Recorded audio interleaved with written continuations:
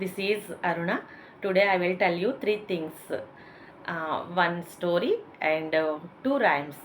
ముందు స్టోరీ చెప్తాను. Story name వచ్చి జీవా. అయితే పూర్వకాలంలో ఒక పెద్ద అడవి ఉండేదన్నమాట. ఆ అడవిలో ఒక జీవ అనే ఒక నీటి బిందువు ఉన్నది. అయితే ఒకరోజు వర్షం వచ్చింది. ఆకాశం నుంచి నేరుగా వర్షం వస్తుంటే ఆ వర్షంతో కలిసి ఇక్కడ భూమి మీదకి జార విడిచింది ఆ నీటి బిందువు. అయితే భూమి మీద పడిపోతే నేను ఆవిరైపోతాను, కానీ నాకు అలాగ ఆవిరిగా మారటం నాకు ఇష్టం లేదు. ఎందుకంటే నేను ఎంతోమందికి, ఒక 10 మందికి నేను జీవం పొయ్యాలి అని దృఢంగా సంకల్పం పెట్టుకున్న జీవ ఏం చేసిందంటే ఆ భూమి మీద పడకుండా గట్టిగా ఒక ఎండిపోయిన చెట్టుని పట్టుకుని, అట్టే పట్టుకుని ఆ చెట్టుకి ఎలాగైనా ప్రాణం పొయ్యాలి, జీవం పొయ్యాలి అన్న సంకల్పంతో ఆ భూమి మీద పడితే నేను ఆవిరైపోతానని చెప్పేసి ఆ చెట్టుని పట్టుకుని ఆ చెట్టుకున్న వేళల్లోకి ఇంకిపోయి ఆ చెట్టుకి, ఎండిపోయిన చెట్టుకి సిగిరించేలాగా ప్రాణం పోసింది. ఓకే. తర్వాత నెక్స్ట్ ఏం చేసిన తర్వాత ఒక సెలయేరులాగా మారి ఒక పెద్ద నదిలో ప్రవహించడం కొనసాగింది. ఆ ప్రవహించేటప్పుడు ఎన్నో అడ్డంకులు, ఎన్నో రాటుపోటులు, ఎన్నో కష్టాలు అన్నీ కూడా అధిగమించి చివరికి ఏం చేసిందంటే ఒక పెద్ద మహాసముద్రంలో విలీనమయ్యింది. పెద్ద మహాసముద్రంలో విలీనమయ్యి తన ఉనికిని చాటుకుంది. ఎందుకంటే తన రూపం చిన్నదైనా కానీ తన లక్ష్యం చాలా పెద్దది. తను ఏమనుకుంది, నేను చిన్న నీటి బిందువుని కదా, నా వల్ల నేను 10 మందికి జీవం ఎలా పోయాలి, నేనేం చేయగలను అనుకోకుండా తను నిరంతరం శ్రమిస్తూ ఒక స్టెప్ కూడా వెనక్కి వేయకుండా ఒక ముందుకు నడుస్తూ నిరంతరం శ్రమిస్తూ ధైర్యంగా నుంచుంటూ, అంటే అధైర్యపడకుండా చాలా గట్టి సంకల్పంతో తన ఆత్మవిశ్వాసంతో ముందుకు కొనసాగింది. అదే రకంగా తన గోల్ని చేరుకుని సక్సెస్ అయ్యింది. ఇక్కడ మనకి ఏమర్థమవుతుందంటే మోరల్, ఇందులో ఉన్న నీతి ఏంటంటే ప్రతి ఒక్కరూ కూడా ఎవరిని కూడా తక్కువ అంచనా వేయకూడదు. ప్రతి ఒక్కరిలోనూ కూడా ఒక టాలెంట్ అనేది ఉంటుంది. వీళ్ళు చేయలేరేమో, వీళ్ళ ఫేస్ చూస్తే తింగర్ ఫేస్ లాగా ఉంది, లేదంటే వీళ్ళు ఇలా ఉన్నారు అంటే మనం ఎవరిని కూడా తక్కువ అంచనా వేయకూడదు. ప్రతి ఒక్కరు కూడా ఒక టాలెంట్ అనేది ఉంటుంది. కాబట్టి వాళ్ళు ఏంటంటే ఆ టాలెంట్ నిరూపించుకోవడానికి మనం కొద్దిగా టైము, అవకాశం అనేది ఇవ్వాలి ఎవరికైనాని. అలాగే వాళ్ళంతటా వాళ్ళు కొంతమంది ఏం చేస్తారంటే భయంతో అట్టే ఉండిపోతారు, వాళ్ళ వెనక్కబడిపోతూ ఉంటారు. కొంతమంది ధైర్యంతో ముందుకు వస్తూ ఉంటారు. ప్రతి ఒక్కరు కూడా అలా ముందుకు వస్తేనే వాళ్ళలో ఉన్న టాలెంట్ అనేది బయటపడుతుంది, మన నీటి బిందువులాగా. కాబట్టి ఇక్కడ మనం రూపం చిన్నదైనా కానీ మన గోల్ ఎప్పుడు కూడా మన లక్ష్యాన్ని ఎక్కువగా పెద్దదిగా ఉండాలి.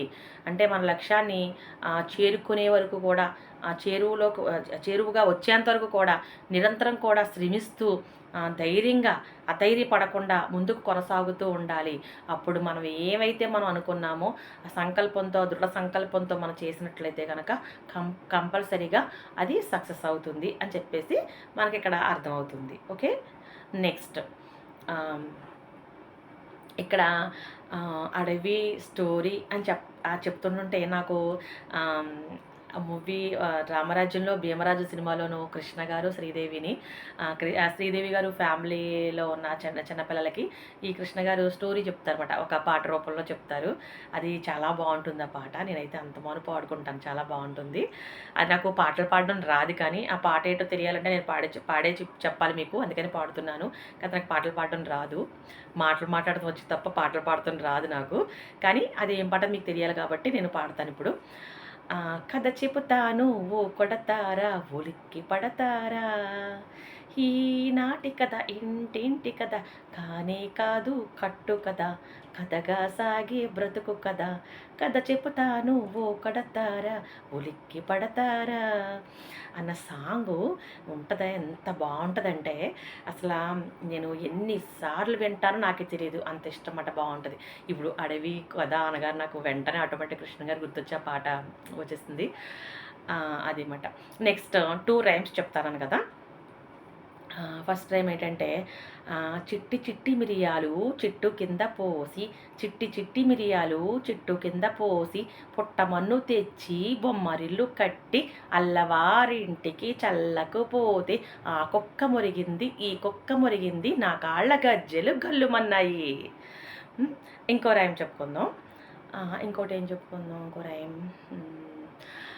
వాన వాన వల్లప్ప వాకిలి తిరుగు చల్లప్ప తిరిగే కొద్దీ తిప్పప్ప తిరగకపోతే నప్పప్ప వాన వాన వల్లప్ప వాకిలి తిరుగు చల్లప్ప తిరిగే కొద్దీ తిప్పప్ప తిరగకపోతే నప్పప్ప చిటపట చినుకులు కురిసిందా చిటపట చినుకులు కురిసిందా బావులు అన్నీ నిండిందా బావులు అన్నీ నిండిందా కప్పలు బెకబెకలాడిందా కప్పలు బెకబెకలాడిందా కాగితం పడవలు సాగిందా కాగితం పడవలు సాగిందా వాన వాన వల్లప్ప వాకిలి తిరుగు చల్లప్ప తిరిగే కొద్దీ తిప్పప్ప తిరగకపోతే నప్పప్ప వాన వాన వల్లప్ప వాకిలి తిరుగు చల్లప్ప చిటపట చినుకులు కురిసిందా చిటపట చినుకులు కురిసిందా చిటపట చినుకులు కురిసిందా బావులు అన్నీ నిండిందా చెరువులు అన్నీ నిండిందా చిటపట చినుకులు కురిసిందా చెరువులు అన్నీ నిండిందా కప్పలు బెకబెకలాడిందా కాగితం పడవలు సాగిందా వాన వాన వల్లప్ప వాకిలి తిరుగు చెల్లప్ప తిరిగే కొద్దీ తిప్పప్ప తిరగకపోతే నప్పప్ప. బాగున్నాయి రైమ్స్. పిల్లలు పాడుతుంటే చాలా ముచ్చటగా ఉంటుంది. అంటే మన ఏజ్లో పాడుతుంటే బాగోదు కానీ పిల్లలు పాడుతుంటే ఇంకా ముచ్చటగా ఉంటుంది. ఇవన్నీ కూడా పిల్లలు వింటే వాళ్ళకి వాళ్ళకి ఇంకేంటంటే ఇప్పుడు హాలిడేస్ కదా, పిల్లలు ఇలాంటివన్నీ కూడా పాడుకుంటే వాళ్ళకి అవి వస్తాయి. తర్వాత వాళ్ళు ఎక్కడికి బయట ఎండల్లో అవి తిరగకుండా ఉంటారు అని చెప్పేసి నేను పిల్లల కోసం నేను ఇప్పుడు చెప్తున్నాను. Okay, thank you.